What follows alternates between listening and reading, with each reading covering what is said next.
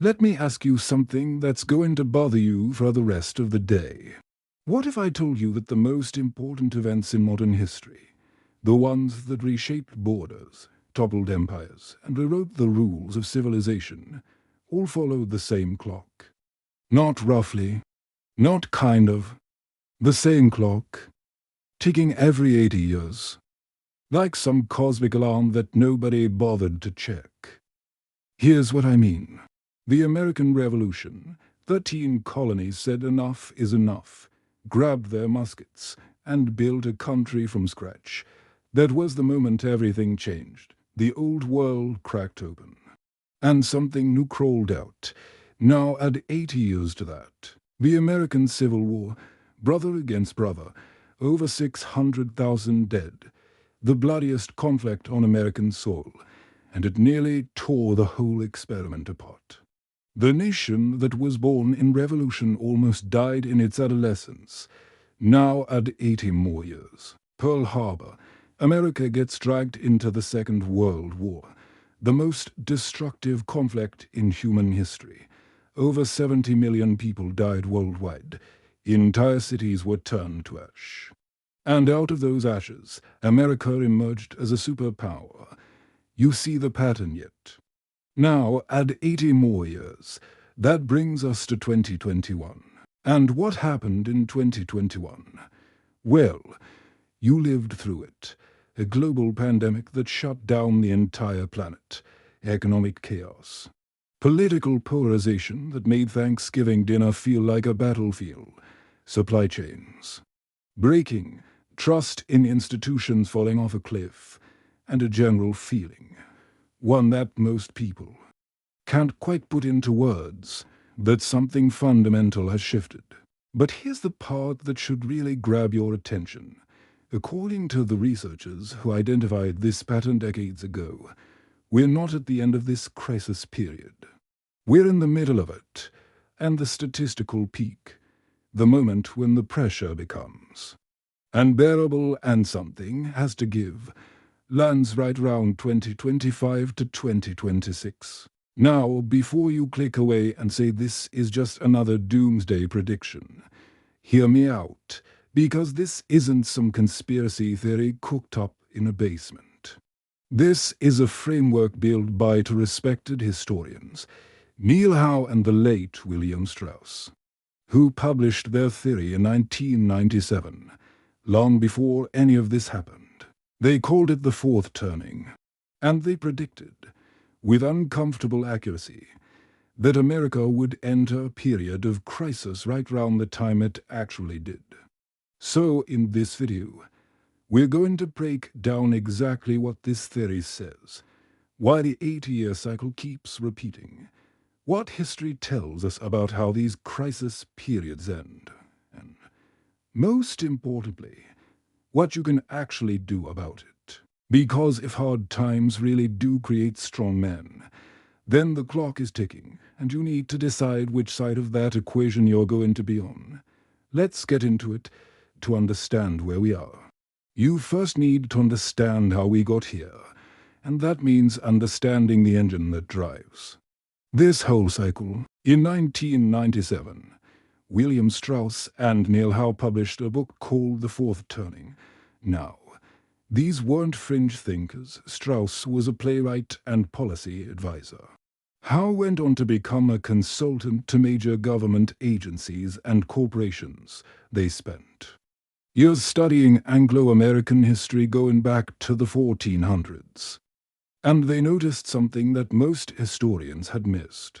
History doesn't just move in a straight line. It moves in circles, or more precisely, it moves in seasons. Think about it like this. Every year, you get spring, summer, fall, and winter. Each season is different. Each has its own character, but they always come in the same order. And each one sets the stage for the next. Strauss and Howe argued that history works the same way, except instead of lasting 3 months, each season lasts about 20 years. Put 4 of them together, and you get one full cycle of roughly 80 years. They called these seasons turnings. The first turning is the high, Think of it as springtime. This is the period right after a major crisis. Society has just been through hell, and people are exhausted but united. Institutions are strong. Community matters more than individual expression. Everyone pulls in the same direction because they just saw what happens when things fall apart. The best example, the 1950s. America had just won World War II. The economy was booming. Suburbs were spreading. People trusted their government, trusted their neighbors, joined clubs, went to church, and believed in a shared vision of the future. It wasn't perfect, far from it, but there was a collective sense of purpose that held everything together. The second turning is the awakening. This is summer. The generation that grew up during the high, the ones who never experienced the crisis firsthand, starts to push back. They look at all those strong institutions and say, "These are suffocating us." Individualism surges, spirituality replaces organized religion. Authority gets questioned, culture wars ignite. Sound familiar? That's the 1960s and 70s, the counterculture, Vietnam protests, Woodstock, Watergate, the whole. Social fabric started stretching, and people began to prioritize personal freedom over civic duty. Now, here's where it gets interesting. The third turning is the unraveling. This is autumn. The institutions that were built during the high are now weakened. Trust is eroding. Individualism is at its peak. People are focused on their own lives, their own careers, their own entertainment. Society still functions. But the connective tissue, the shared beliefs and mutual obligations that hold a civilization together, is fraying. This was the 1980s through the mid-2000s. Think about it. The me decade, the rise of Wall Street culture, reality TV, the dot-com bubble. Everything was about personal achievement, personal wealth, personal brand. Institutions became punchlines, politicians became celebrities. And underneath all the prosperity, the foundations were quietly cracking. Which brings us to the fourth turning, winter. This is the crisis. The moment when all those cracks finally give way. The institutions that were slowly eroding can no longer hold. Problems that were ignored for decades suddenly become emergencies. And society faces a simple, brutal choice: adapt or break. According to Strauss and Howe, we entered this fourth turning round 2008. That was the trigger, the global financial crisis that nearly brought down the entire banking system. And everything since then. The political polarization, the pandemic, the economic instability, the wars, the technological disruption, all of it is part of this winter season playing out exactly as the theory predicted. Now, you might be thinking, okay, this is an interesting framework, but is there actual evidence that we're in this crisis phase right now? That's exactly what we're going to look at next.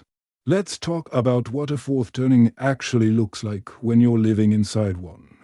Because the tricky thing about historical patterns is that they're obvious in hindsight, but almost invisible in real time. When you're in the middle of the storm, you don't see the storm. You just see rain. So let's look at the rain. The first symptom is the collapse of institutional trust. And this one isn't a theory. It's measurable. Gallup has been tracking Americans' confidence in major institutions for decades. In the 1970s, trust in Congress hovered around 40%. By 2023, it had fallen to 8.8%. That's not a decline. That's a free fall. Trust in the media tells a similar story. In 1976, 72% of Americans said they trusted mass media. By 2024, that number was sitting around 31%.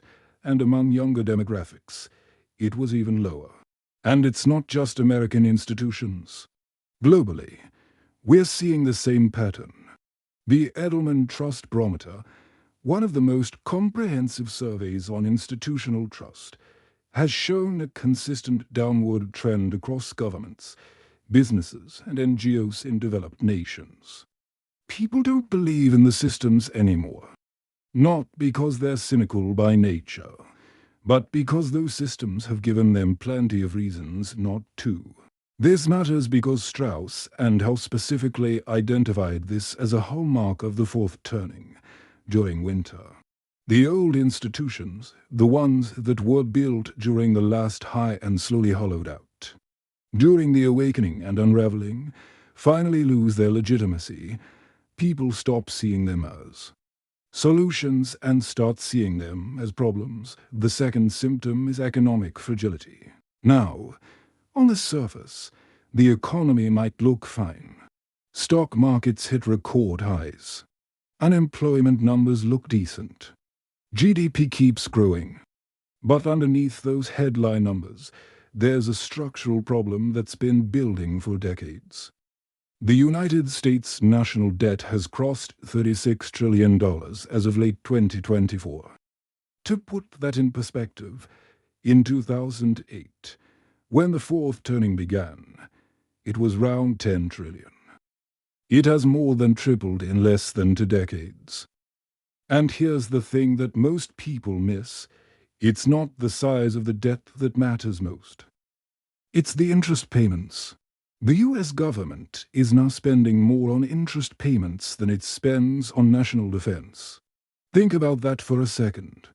The cost of borrowing money has become larger than the cost of maintaining the most powerful military in human history. This is what happens during the late stages of a long debt cycle. Ray Dalio, the billionaire investor and founder of Bridgewater Associates, has written extensively about this. He argues that great powers go through debt cycles that last roughly 75 to 100 years, remarkably close to the Strauss-Howe timeline. At the end of these cycles, the debt burden becomes so heavy that the system either restructures or collapses. Every previous fourth turning in American history has involved a massive economic restructuring. The Revolution reshaped colonial economics. The Civil War ended the plantation economy. The Great Depression and World War II created the modern middle class and the Bretton Woods system. Each time, the old economic order died and something new replaced it. The third symptom is extreme polarization. Now, polarization gets talked about so much that it almost sounds like background noise at this point. But here's what most commentators miss. Polarization isn't a bug of the fourth turning. It's a feature. During a crisis period, society naturally divides into camps. People stop debating policy details and start arguing about fundamental values. The middle ground shrinks. Compromise becomes a dirty word.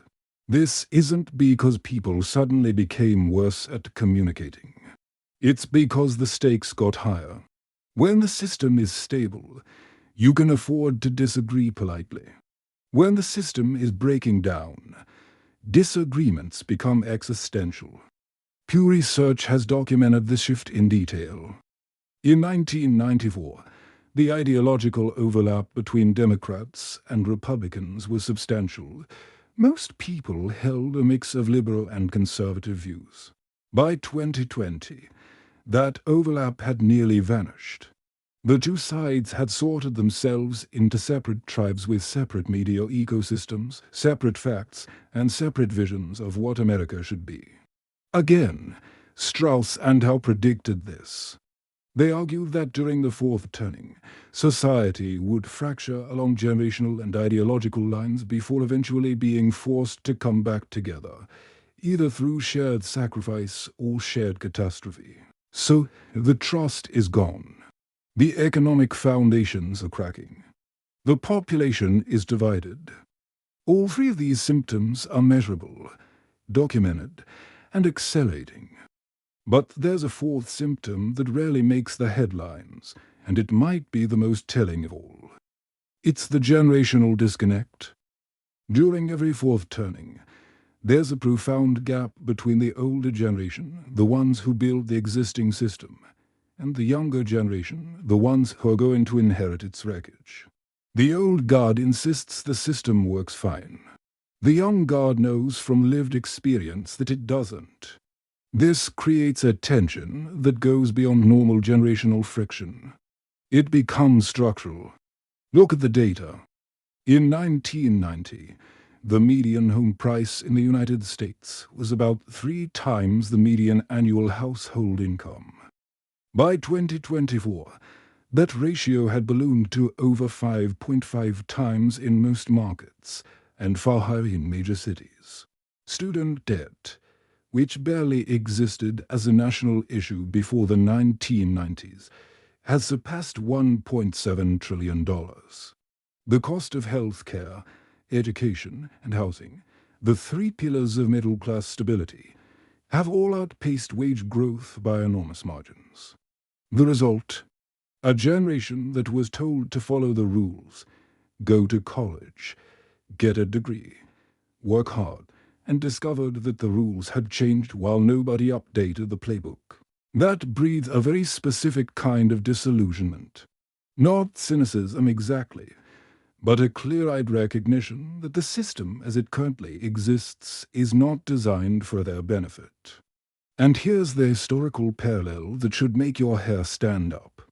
Before every previous fourth-turning climax, there was a generation of young adults who felt locked out of the existing order. Before the Revolution, it was colonists who were taxed without representation. Before the Civil War, it was a generation that saw the moral bankruptcy of slavery but had no political mechanism to end it. Before World War II, it was the young men and women of the Depression who couldn't find work, couldn't build families, and couldn't see a future within the existing economic system. Each time, that frustration became fuel for transformation. So, when you add it all up, collapsing institutional trust, unsustainable economic architecture, extreme political polarization, and a generation that has every reason to demand structural change, you get a picture that is remarkably consistent with every previous fourth turning in the historical record. The question isn't whether we're in a crisis. The question is, how does it end? Before we get to the timeline, there's one more piece of this puzzle that we need to talk about. And it's the part that makes people the most uncomfortable. You've probably heard the quote, "Hard times create strong men. Strong men create good times. Good times create weak men. And weak men create hard times." Now, this gets thrown around a lot on social media, usually with a picture of a Spartan warrior or a Roman gladiator. And most people dismiss it as motivational poster philosophy. But here's the thing.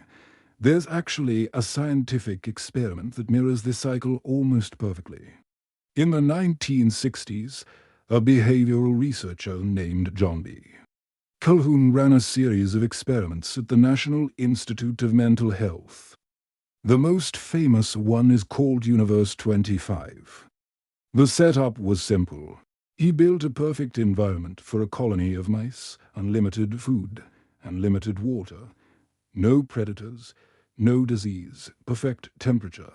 Essentially, he created a mouse paradise, and for a while, it worked exactly as you'd expect. The mice thrived. The population grew rapidly. They formed social groups. They built nests. They raised their young. Everything was going great. But then, something unexpected happened. As the population grew and resources remained abundant, the social structure started to break down. Not because of scarcity. There was plenty of everything. But because the mice no longer needed to develop survival skills. They didn't need to compete for food. They didn't need to defend territory. They didn't need to prove themselves. Calhoun observed a disturbing pattern. The younger generations of mice, the ones who were born into abundance and never had to struggle, started behaving differently. Some became extremely aggressive for no reason, attacking others randomly. Others withdrew completely from social life. They stopped mating. They stopped interacting. They just sat in corners, grooming themselves obsessively. Calhoun called these mice the beautiful ones because their fur was immaculate. They had nothing to do but groom themselves. The females stopped nurturing their young. The males stopped performing any social role. Reproduction plummeted. And despite having unlimited resources, the population began to decline. Eventually, it collapsed entirely. The colony went extinct, not from starvation, not from disease, from the complete erosion of purpose and social competence. Calhoun called this phenomenon a behavioral sink. Now, before anyone gets offended, I want to be very clear about something. When we talk about weak men in the context of this historical cycle, we're not talking about physical weakness. We're not talking about any specific group of people. We're not pointing fingers at a generation or agenda. What we're talking about is a phenomenon that happens to any population, mouse or human, when the conditions that force them to be resilient disappear. It's complacency. It's the gradual loss of civic purpose. It's what happens when a society gets so comfortable that it forgets what it took to build that comfort in the first place. And this is exactly what Strauss and Howe describe in the third turning, the unraveling.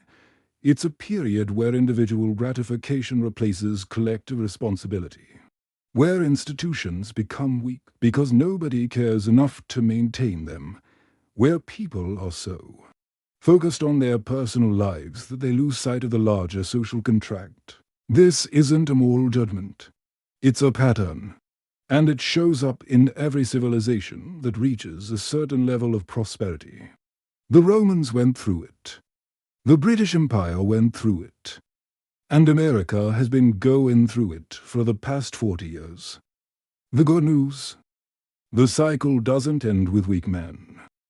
It ends with hard times forcing a new generation to rediscover its strength. That's the fourth turning. That's the crisis that burns away the complacency and forces society to rebuild. But the question is, what does that rebuilding look like? And when does it happen? All right, let's talk about the number everyone's been waiting for, 2026. Why does this year keep showing up? And should you actually be worried about it? Here's the math, and it's disturbingly simple. If you accept the premise that fourth turnings, these generational crisis periods, last roughly 20 to 25 years, and that they follow a consistent pattern, then you can make some reasonable projections about timing. Every fourth turning in American history has had a climax, a peak moment of crisis where the old order definitively ends and the new one begins. The Revolution had Yorktown in 1781. The Civil War had Gettysburg and the fall of the Confederacy in 1865. World War II had D-Day and the atomic bomb in 1945. In each case, the climax happened roughly 15 to 20 years after the crisis period began. Our current fourth turning started around 2008 with the financial crisis. If you add 15 to 18 years, you land somewhere between 2023 and 2026. Now, Neil Howe himself, who updated and expanded the theory in his 2023 book, also titled The Fourth Turning is Here, has suggested that the crisis is likely to reach its peak intensity in the mid-2020s. He's been careful to note that this doesn't mean one specific event on one specific day. Fourth turning climaxes aren't single moments. They're periods of maximum pressure, windows of time when the accumulated tensions of decades finally demand resolution. But let's look beyond just the Strauss-Howe framework for a moment. Because the interesting thing is that multiple independent models are pointing to the same general time frame. Ray Dalio's work on long-term death cycles, which I mentioned earlier, suggests that the current cycle, which began roughly after World War II, is reaching its terminal phase. His analysis of reserve currency status, debt to GDP ratios, and internal social conflict indicators all point to the 2020s as a critical decade for structural change. Peter Turchin, a complexity scientist at the University of Connecticut, has developed what he calls cryodynamics, essentially the mathematical modeling of historical patterns, his models, which track things like wealth inequality, elite overproduction, and social instability indicators. Predicted back in 2010 that America would face a period of serious political instability around 2020. And sure enough, that prediction landed uncomfortably close to reality. George Friedman, the geopolitical strategist and founder of Stratfor, has independently identified the mid-2020s as a period of significant geopolitical realignment, based on his analysis of American institutional cycles. Now, none of these people are saying the world ends in 2026. That's important to understand. What they're saying is that the pressure points, economic, political, social, are converging in a window of time that's historically unusual, the kind of window that forces major structural change. So what does major structural change actually mean in practice? History gives us two templates. The first template is regeneration. This is what happened after World War II.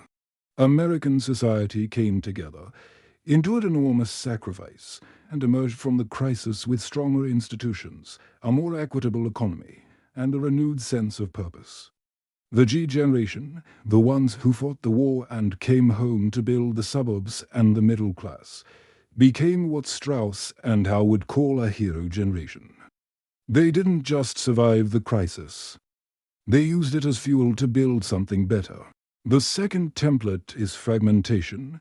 This is what happened to the Roman Republic, to the late Ottoman Empire, to countless civilizations that reached their fourth turning and failed to pull themselves together.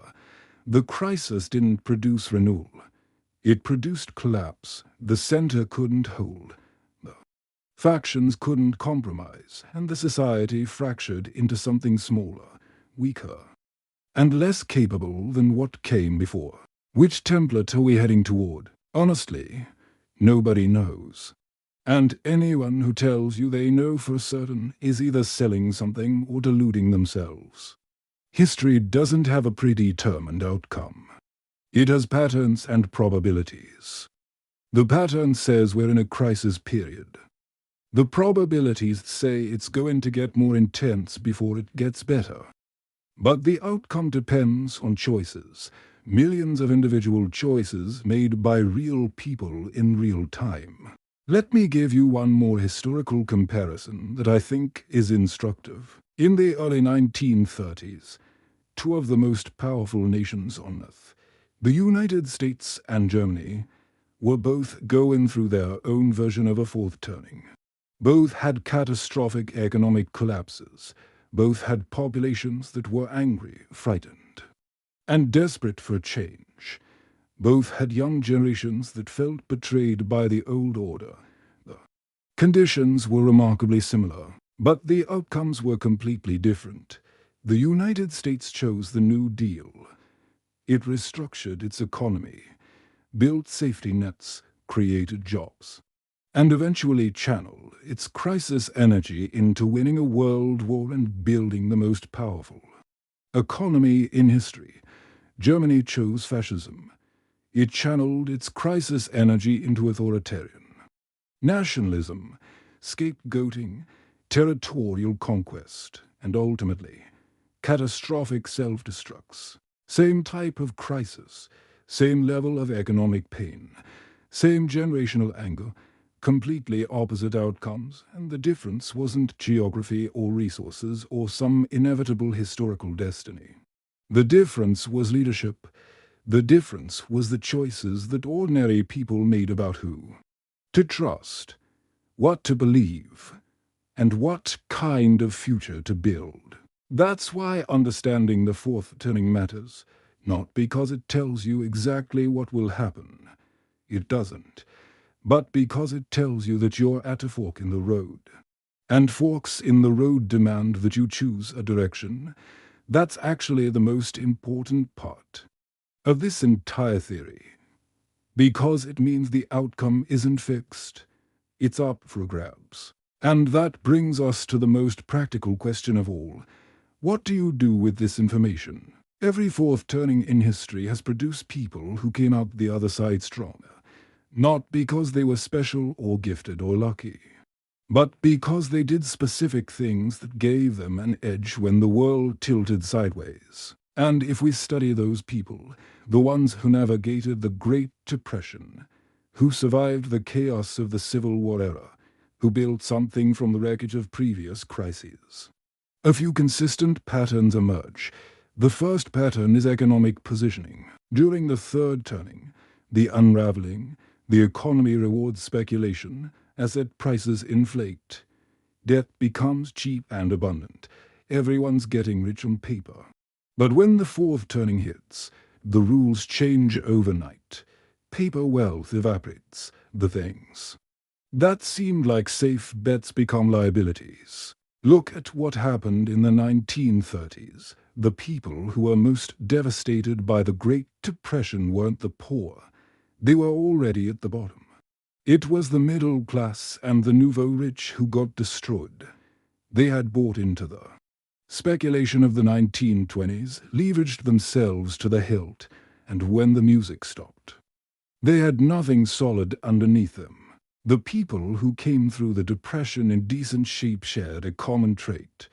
They had tangible assets and low debt, farmers who owned their land outright, small business owners with cash reserves, families who had saved real money instead of investing.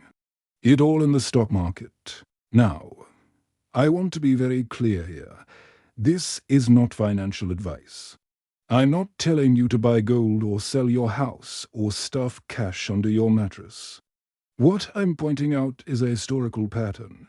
In every fourth turning, the people who survive economically are the ones who were conservative with their finances before the crisis peaked. They weren't the smartest investors. They were the least exposed. The second pattern is social resilience. Here's something that doesn't get talked about enough. During every major crisis in American history, the primary survival unit wasn't the individual. It was the community. During the Depression, it was extended families pooling resources. During World War II, it was neighborhoods organizing war gardens and rationing together.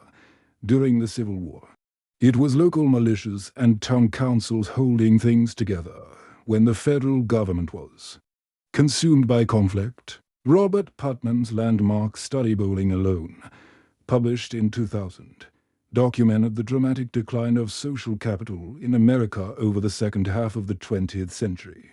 Americans were joining fewer clubs, attending fewer community meetings, knowing fewer of their neighbors, and spending more time alone. That's classic third turning behavior, the erosion of communal bonds during a period of peak individualism. But here's the flip side. When the fourth turning hits, those communal bonds become the most valuable currency there is. The people who have strong relationships, real ones. Not social media connections, but neighbors they can call, friends they can rely on, family they stay connected with. Those are the people who navigate crises most successfully. This isn't feel-good advice. It's empirical. Studies of disaster resilience consistently show that the single greatest predictor of survival and recovery isn't wealth, isn't education, isn't even physical fitness. It's social connection, the people who know their neighbors, who participate in local organizations, who have reciprocal relationships, they recover faster, suffer less, and emerge stronger. The third pattern is psychological preparedness. Viktor Frankl, the psychiatrist who survived the Nazi concentration camps, wrote about this in Man's Search for Meaning.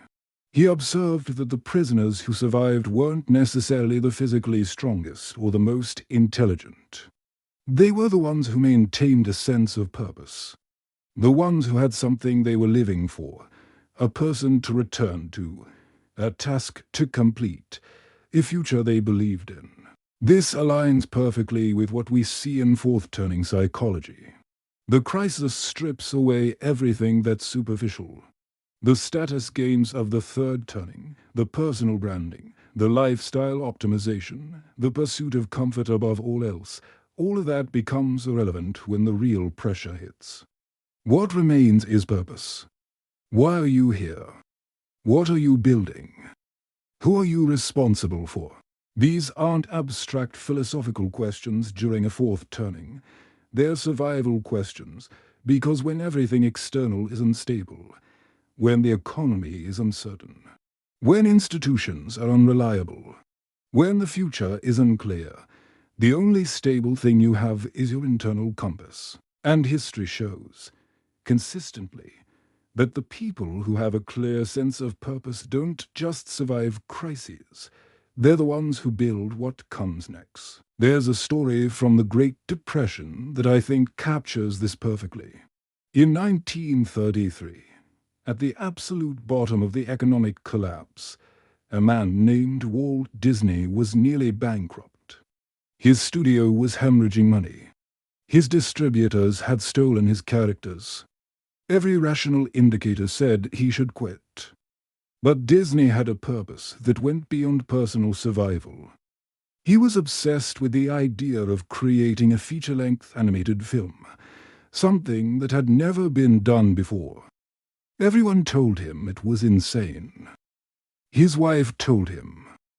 His brother told him. The industry called it Disney's folly. He made Snow White and the Seven Dwarfs anyway.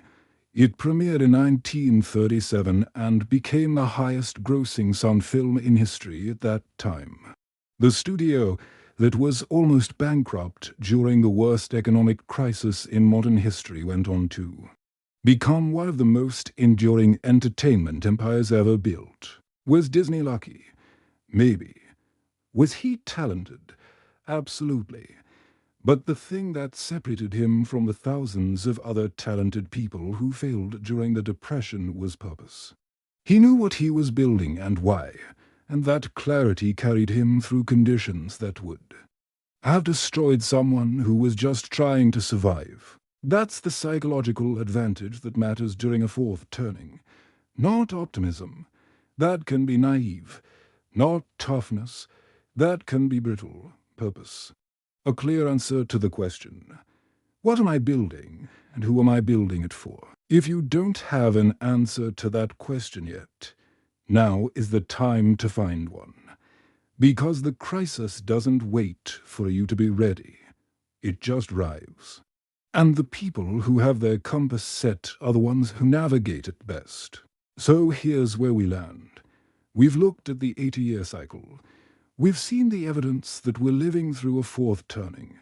We've examined the historical parallels, the behavioral patterns, and the possible outcomes. And now the only question that actually matters is the personal one. What are you going to do about it? Because here's the thing about the quote that started this whole conversation. Hard times create strong men. That phrase is descriptive, not prescriptive. It tells you what tends to happen, not what has to happen. Hard times don't automatically create strong men. They create the conditions under which strength becomes necessary. But whether you actually develop that strength, that's on you. And look, I know what the internet version of this looks like. Hit the gem. Read Marcus Aurelius. Delete social media. And listen, those things aren't bad advice. But they're surface-level responses to a structural problem.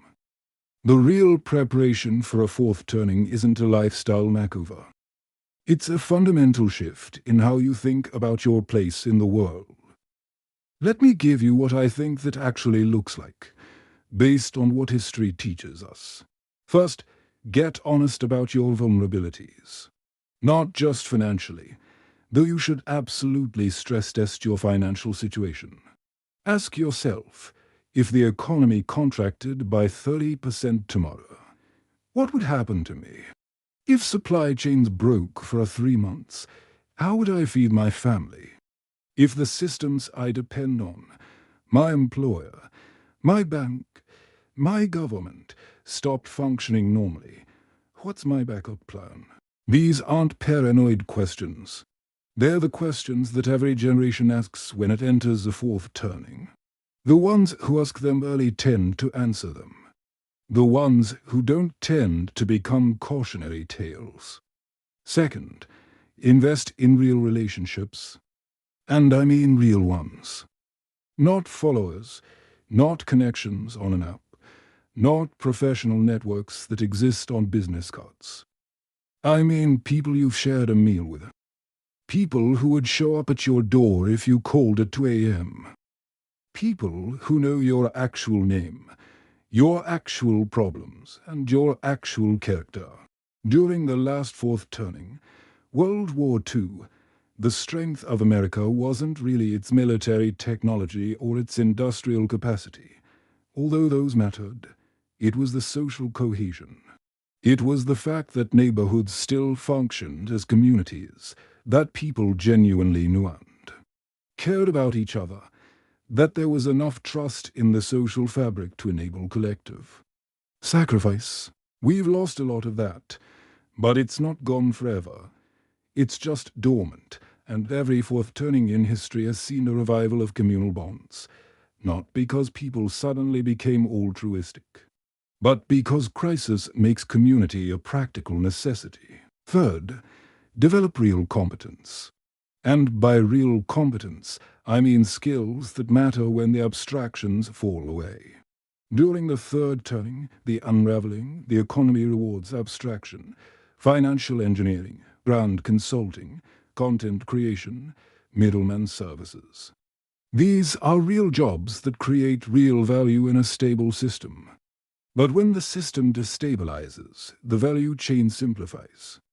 And the people who can actually do things, fix things, build things, grow things, teach things, heal things, those people become indispensable. This doesn't mean you need to quit your job and become a farmer. But it does mean you should be expanding your practical skill set. Learn basic repair skills. Understand how food systems work. Know enough about your own health that you're not completely dependent on a system to manage it for you. These aren't survivalist fantasies. They're the kind of baseline competence that every generation before the baby boomers took for granted. I'll give you a simple example. My grandfather could fix a leaking pipe, change his own oil, grow a garden, do basic carpentry, and handle minor electrical work. He wasn't a tradesman. He was an accountant. But he grew up in a time when those skills were considered standard adult competence. Somewhere along the way, we outsourced all of that to specialists. And in a stable system, that makes perfect sense. Specialization is efficient. But in an unstable system, it makes you fragile. You don't need to become a survivalist. You need to become competent. There's a difference. A survivalist prepares for the end of the world. A competent person prepares for disruptions in a world that keeps going. And if the fourth turning theory is right, disruptions are exactly what's ahead. Fourth, and this is the one that might matter most, choose your information diet carefully. During every fourth turning, there's a surge in propaganda, fear-mongering and manipulation. People who are scared are easy to control, and there's no shortage of voices eager to exploit that fear. Some will tell you the world is ending so you'll buy their product. Others will tell you Everything is fine, so you'll stay passive. Both are selling something. The people who navigate crises best are the ones who stay informed without becoming consumed. They read history. They study patterns. They listen to diverse perspectives. But they don't let the noise dictate their emotional state. They maintain what the Stoic philosophers called equanimity, a calm, clear-eyed assessment of reality, combined with a deliberate focus on what they can actually control. And here's the final thought I want to leave you with. The fourth turning isn't something that happens to you. It's something that happens through you. Every person who lived through a previous fourth turning, every soldier at Gettysburg, every family in the Depression, every factory worker during World War II, they didn't just witness history. They made it. Their individual choices, added together, determined whether the crisis led to regeneration or collapse. That's the weight of living in this moment. You're not a spectator. You're a participant. And the choices you make in the next few years, how you prepare, how you connect, how you respond to pressure, those choices matter more than you probably realize. The cycle says hard times are here. History says they'll get harder before they get better. But history also says that this is exactly when the strongest generations are forged.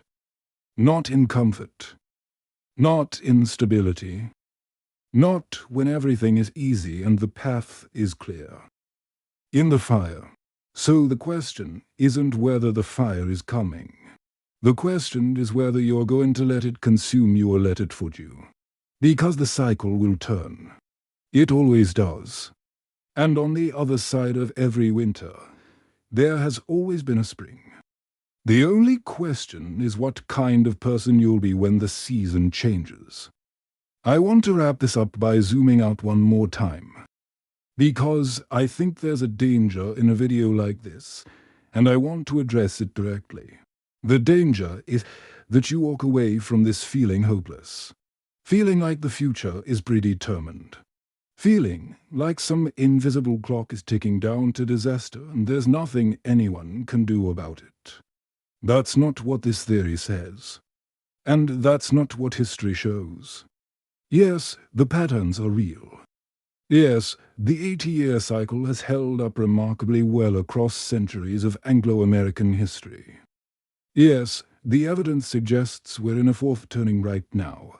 And yes, the indicators are pointing toward increasing intensity in the near future. But patterns aren't prisons. Think about it this way. If you know winter is coming, you don't sit in your house and cry about it.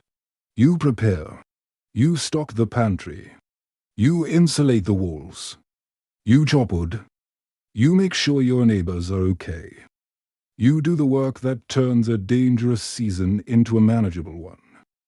That's all the fourth turning framework is, a weather forecast. A really long-range weather forecast based on centuries of historical data. It doesn't tell you what the weather will be on any given day, but it tells you the general conditions you should be preparing for. And here's something else that's worth remembering. Every single fourth turning in American history has ended with renewal. Every one. The Revolution produced the Constitution. The Civil War ended slavery and preserved the Union. The Depression and World War II created the most prosperous middle class in human history. The crisis was terrible each time. The suffering was real. The losses were staggering. But on the other side of every winter, there was a new spring. A society that was stronger, more equitable, and more purposeful than the one that ended the crisis. There's no guarantee that will happen this time. That's the honest truth. The Romans had their own fourth turning. They didn't make it. Plenty of civilizations have reached this point and failed to regenerate. The outcome depends on the people living through it. It depends on you. So here's my challenge. Don't just consume this information and move on to the next video. Do something with it. Start one conversation with a neighbor you've never talked to. Review your finances with fresh eyes. Pick up one skill you've been putting off learning. Read one book that challenges how you think about the world. Small actions, compounded over time, are how individuals prepare for historical moments. And make no mistake, this is a historical moment. Your grandchildren will read about this period in textbooks, and the question is whether they'll read about a generation that rose to the occasion or one that scrolled through the crisis on their phones. I know which version I'm betting on. Because if there's one thing this cycle teaches us, it's this: every time humanity has faced a fourth turning, there have been people who stepped up. People who decided that the comfort of the third turning wasn't worth clinging to. People who looked at the hard times and said, "All right, let's get to work." Those are the strong men the quote is talking about. Not warriors. Not tough guys. Not internet personalities with six-packs and motivational slogans. Just regular people who decided to take responsibility when it would have been easier not to. That's the real lesson of the 80-year cycle. Not that hard times are inevitable, though they seem to be, but that hard times have always produced people who are equal to the challenge. The cycle turns. It always has. It always will. The only variable is you. Thanks for watching.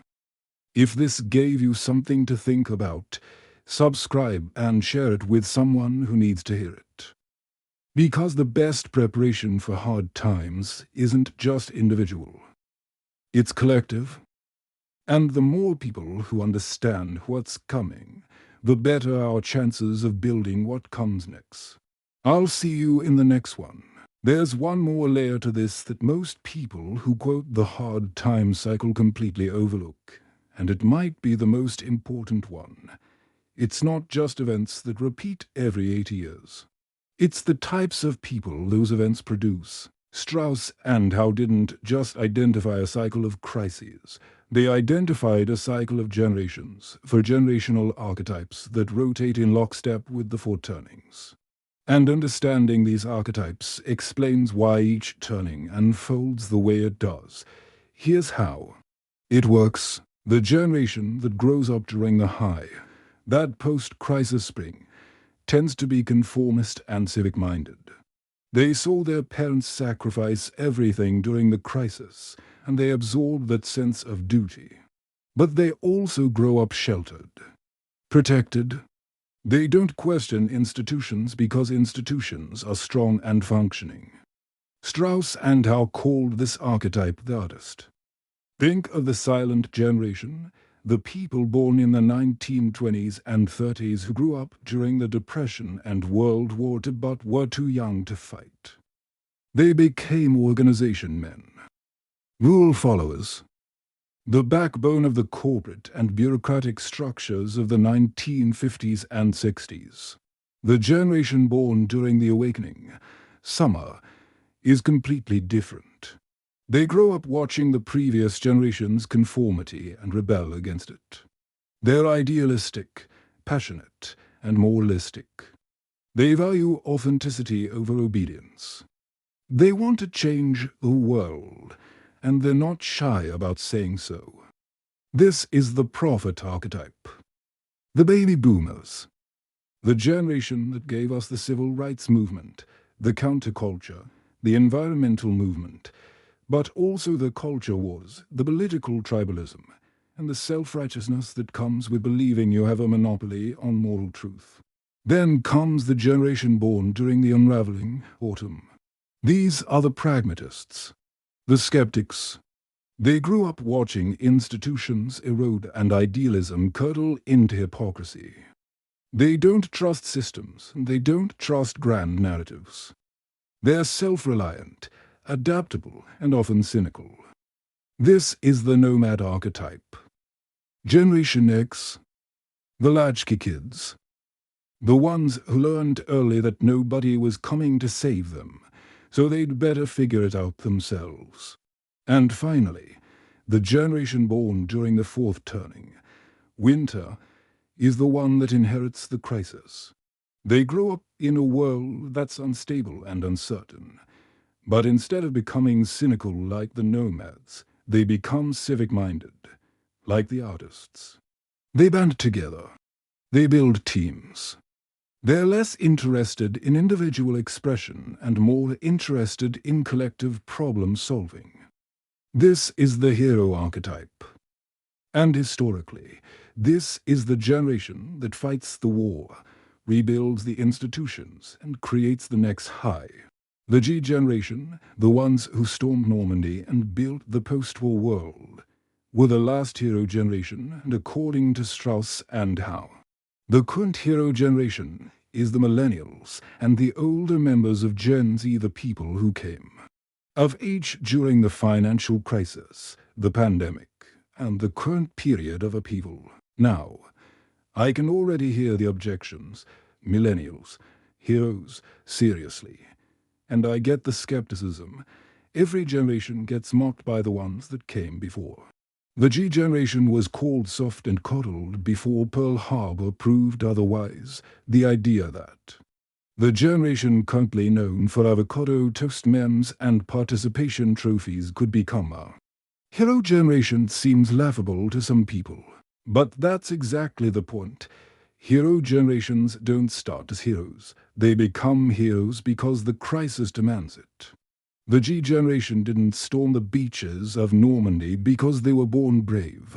They stormed those beaches because history put them in a position where bravery was the only option. And that's the generational bet we're all making right now.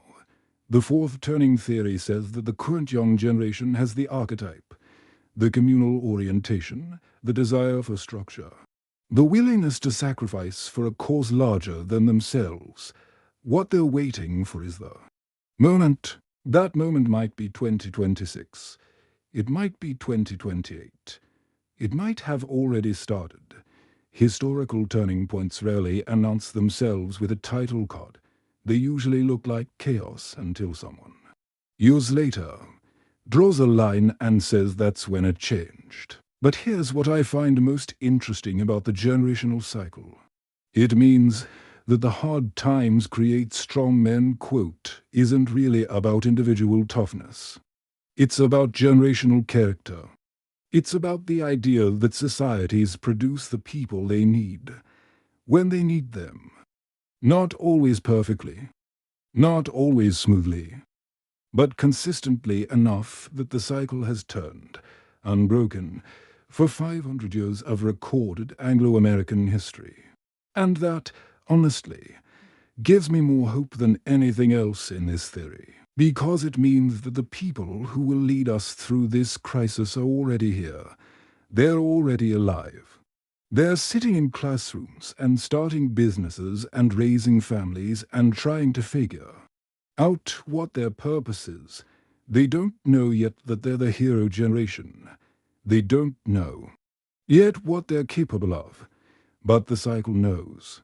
And if history is any guide, they'll rise to the occasion, because that's what hero generations do, not because they're special, but because the hard times leave them no other choice.